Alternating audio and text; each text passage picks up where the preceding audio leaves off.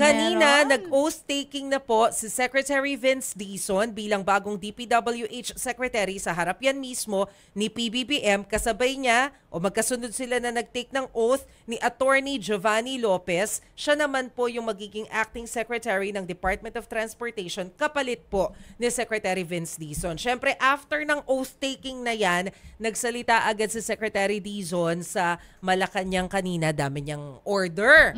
Una, lahat ng officials ng Department of Public Works and Highways from undersecretaries down to district engineers magka-courtesy resignation. So everyone below him. Yes. Oo. Hanggang district engineers magka-courtesy resignation. Ang utos, tanggalin lahat ng corrupt, hanapin yung mga malilinis at magagaling, yun ang i-appoint sa mga sensitive positions. Yes. So that's number 1. Number 2, ngayon po kasi 1-year ban lang o 1 year lang na hindi pwedeng makipag-operate sa DPWH ang mga contractor kapag na-blacklist. Yes. Pero sa pag-upo ni Secretary Dizon, lifetime, habang buhay na yung pagiging blacklist pagka palyado ka. Hindi na rin kailangan ng investigation, basta nakita na involved ka sa ghost project, involved ka sa mga substandard materials, out ka na. Maganda yan para mag-ingat na talaga. At saka mabilis.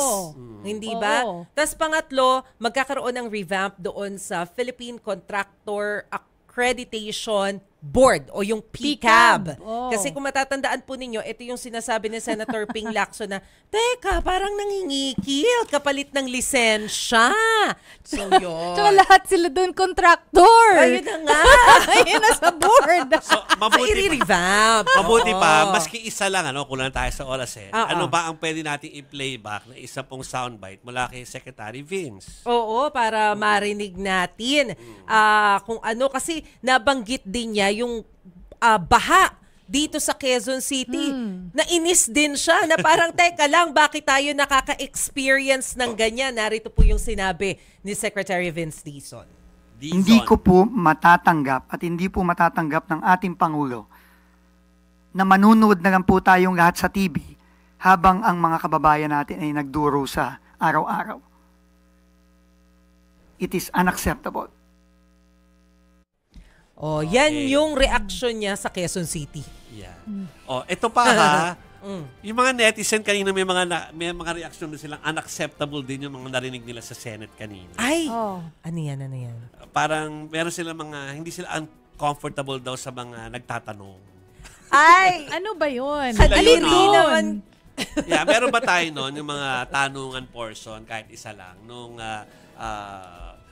mga may init na soundbite mula doon sa hearing mga sagutan kanina. sa hearing. Oo, Senate before tayo hearing lumipat kanina. sa weather, puntahan natin yung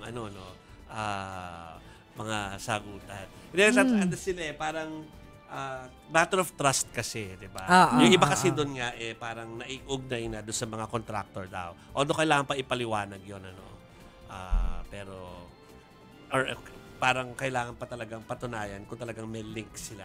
Pero yun nga po, yung ibang mga nakita daw po sa hearing kanina nagtatanong na sobrang mga shock na shock daw sa mga sagot ng mga medyo, why are you shocked? Patingin nga. Wala ba tayo noon? Meron ba? Parang wala wala pa. Okay. Ay, A3 ba yon? Sige. Yeah. Nakakagulat naman talaga.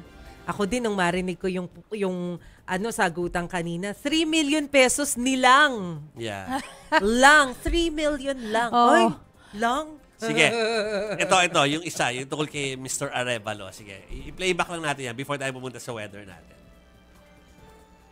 Dahil may mga usapin po na kakasuhan yung mga contractor ng DPWH po, ang payo ng aking mga abogado ay huwag magsalita sa panahon na ito dahil May binabasa ka ba?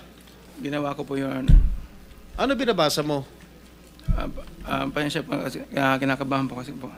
And the former secretary confirmed during the first hearing that there indeed are ghost projects. Bine-verify pa po namin, Your Honor, ang kung meron po. Ano ka ba sa Wawaw? Are you the owner? Yes po, Your And Honor. you should know.